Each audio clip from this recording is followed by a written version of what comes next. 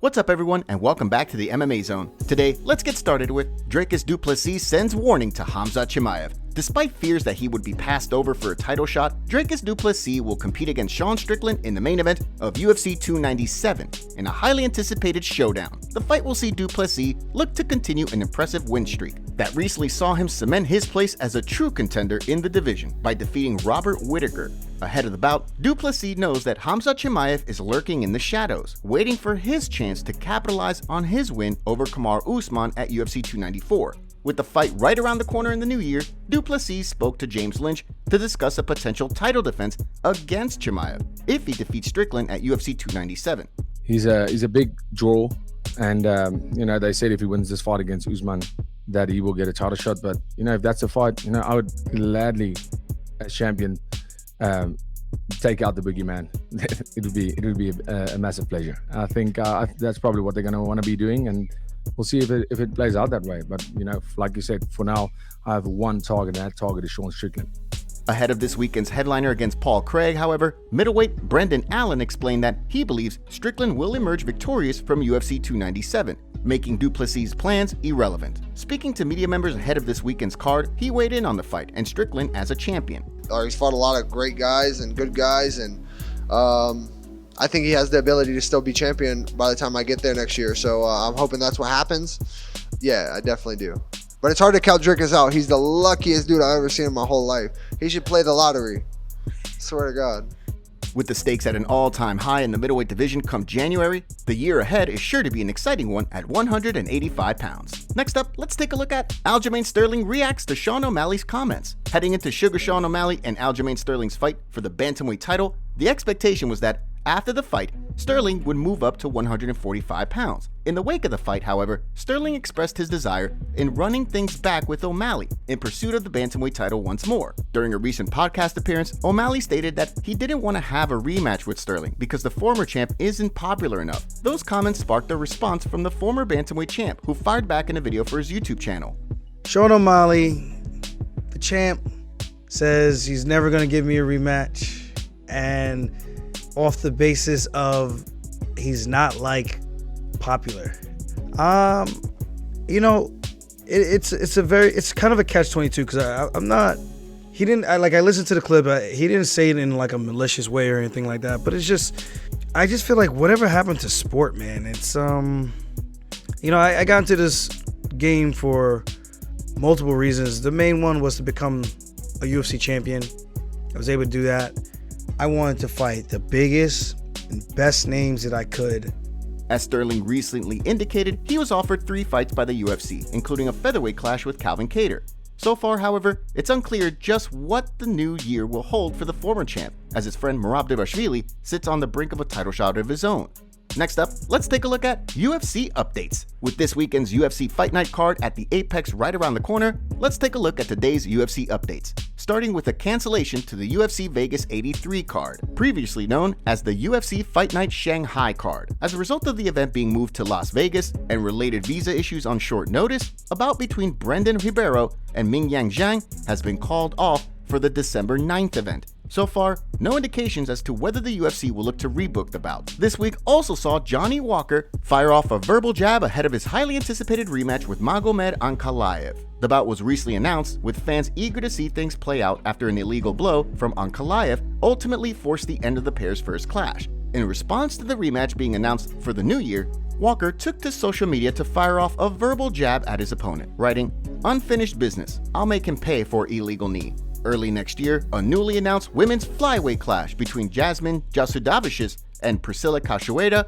will take place on the UFC 297 card in Toronto on January 20th. The bout will see Jasudavicius look to bounce back from a loss to Tracy Cortez back in September, while Cachoeira will be looking to bounce back from a July loss to Miranda Maverick. Last but certainly not least, Roman Dolidze has indicated that he's signed a contract to main event an upcoming card, simply writing, "Contract signed, main event." So far, however, there's been no word as to what event Dolidze will be headlining, or who his opponent will be.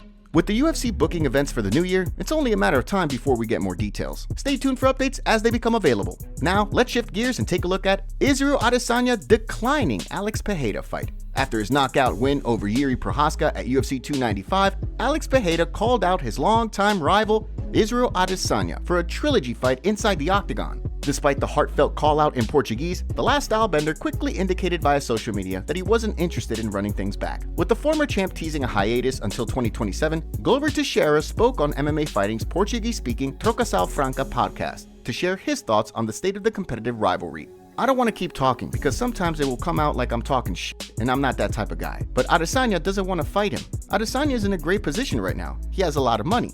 I'm not saying he's scared. If he had never won the UFC belt, he would definitely move up and fight Alex for this belt. But he's at the top of the world, man. Do you think he's gonna fight this guy? So far, there's been no indication of when Adesanya plans to return, although many have questioned the legitimacy of his hiatus until 2027. There's been little news indicating that he wants to return in the new year, leading to plenty of speculation from the MMA community. Next, let's take a look at Jamahal Hill goes off on the MMA community. Jamahal Hill recently went to battle with the MMA community after many took umbrage with his assessment of Alex Pereira's win over Jiří Procházka. After attending a number of Pereira's recent fights, Hill is confident that when he and the light heavyweight champ collide in the octagon, he will emerge victorious. In response to the pushback from fans, Hill wrote, "The problem is y'all talk like you've accomplished something even close to what I have. You bums are literally sitting at home, if it's even yours, riding another man's accomplishments. Sorry your life sucks so you can't stand to see me winning, lol, hashtag the true king." In a separate follow-up post, he then wrote, "Bro, y'all are literally the worst, most disrespectful trash fans in the world. Y'all don't respect or appreciate anything." This, of course, wasn't the first time that Hill had found himself at odds with fans. Back when Dana White was in the headlines for his altercation with his wife, Hill engaged in several back and forths with fans that sparked quite a bit of controversy in their own right. Hill also notably stated this week that he would be looking to fight around the summertime, after tearing his Achilles while playing basketball last summer. With the chance to reclaim the belt he never lost inside the octagon on the horizon, it's no secret that Sweet Dreams will be looking to return as soon as possible. Next, let's take a look at Henry Cejudo calls out Tom Aspinall. In the co-main event of UFC 295, Tom Aspinall defeated Sergey Pavlovich in impressive fashion to capture the interim heavyweight title. After the win, Aspinall became emotional as he celebrated the victory. The way Triple C Henry Cejudo sees things, Aspinall needs to be reminded that he isn't the undisputed champion after beating Pavlovich. He took aim at the interim champ in a video for his YouTube channel. You know, watching Tom Aspinall win the world title or the interim world title, I mean, he's already celebrating. I mean, it's an interim, Tom. You know, save those tears when you actually win the real bout.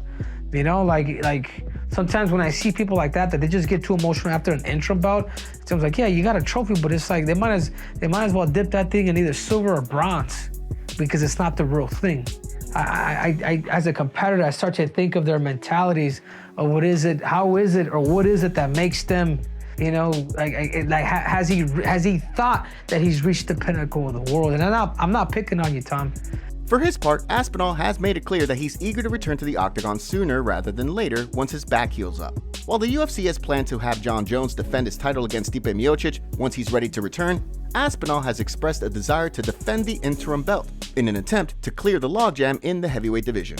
Next, let's take a look at Fighter goes off on Julianna Peña in interview. With the women's bantamweight title sitting vacant, Julianna Peña believes that she's the uncrowned champ of the division. Unfortunately for the Venezuelan vixen, she's found herself unable to compete for the title in the new year. Despite that, she's remained vocal on social media, most recently branding Mayra Bueno Silva as a cheater for her recent USADA controversy. As Bueno Silva prepares to face Raquel Pennington in January, she fired back at Peña during a recent episode of the MMA Hour. The girls think she's the champion, but she's not the champion. Can someone please tell it for her if she's lost the last fight? She lost. She run for and she run when she took an opportunity. She run on a raid on Amanda, and now she run again. Do you know the toy, the chicken? The chicken kills Yes. Chris and Yes. the chicken. Rah, rah. Julianna is like that. Julianna is only talk about judo. She's not a great fighter. Should Bueno Silva emerge victorious from the fight, she'll likely find herself in a position to defend the belt against Peña.